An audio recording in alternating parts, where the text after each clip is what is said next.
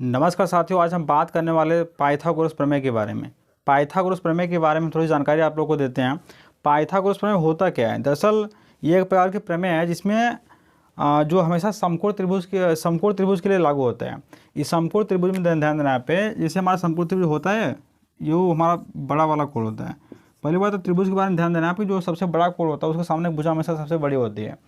तो 90 अंश सबसे बड़ा कोण यहाँ पे हो जाएगा, और क्योंकि अदर जो दो शेष कोण होंगे हमारे क्या होंगे, न्यून कोण होंगे, यानी 90 अंश से छोटे होंगे। तो जाहिर सी बात है इनके सामने की भुजा ये और इनके सामने भुजा हमेशा एक क्या होगी, छोटी होगी। यानी जो हमारा सबसे बड़ा कोण यहाँ बन के सामने आएगा वो 90 अंश ही बन के आएगा। तो 90 अंश सबसे बड़ा कोण है, तो 90 अंश के सामने की जो भुजा होगी वो सबसे बड़ी होगी। तो जो पाइथागोरस प्रमेय जो होता है हमारा, उसमें क्या होता है कि ये हमेशा समकोण त्रिभुज के लिए पहली बात तो लागू होता है। ध्यान देना पे, पाइथागोरस प्रमेय जो हम यूज़ करते हैं हमेशा समकोण त्रिभुज के लिए लागू करते हैं। और इसमें क्या होता है कि जो सबसे बड़ी भुजा का वर्ग अगर हम करते हैं, जो भी हमको वैल्यू प्राप्त होती है वो हमेशा शेष छोटी भुजाओं के वर्गों के योग के बराबर होती है। ध्यान देना यहाँ पे, पाइथागोरस प्रमेय में क्या होता है, सबसे बड़ी भुजा का वर्ग शेष छोटी भुजा के वर्गों के योग के बराबर होता है। बात में आ गया ना। इसको हम कैसे परिभाषित कर सकते हैं, ध्यान देना से कि कर सकते हैं भाई, किसी समकोण त्रिभुज में सबसे बड़ी भुजा का वर्ग हमेशा बराबर होता है शेष छोटी भुजाओं के वर्गों के योग के। बात में है ना, किसी समकोण त्रिभुज में सबसे बड़ी भुजा का वर्ग हमेशा बराबर होता है शेष छोटी भुजाओं के वर्गों के योग के।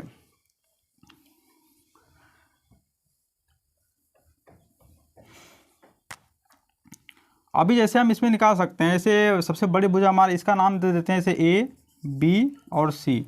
तो ए बी सी जैसे सवाल दे सकते हैं, हम मानते हैं ये वाले भुजा हमारे 3, बी सी बराबर 3 हो गया, और ए बी बराबर मानते हैं 4। यहाँ पे ए सी का मान पूछ दिया, तो कंडीशन क्या होगा, यानी यहाँ से हमारा ए सी स्क्वायर बराबर आ जाएगा, क्या निकलेगा यहाँ पे, यानी हमारा B C square plus A B square हो जाएगा।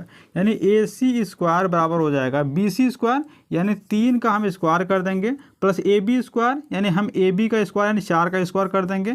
क्या मिलेगा यहाँ पे, यानी ए सी स्क्वायर बराबर हो जाएगा 3 तरीक का 9 हो जाएगा, 4 चौका 16 हो जाएगा, यानी ए सी स्क्वायर बराबर हो जाएगा 25। और तो ए सी बराबर हो जाएगा √25। इसका वर्गमूल जब हम ले लेंगे तो हमको क्या मिल जाएगा, 5। कहने का मतलब ए सी यहाँ से 5 मिल जाएगा।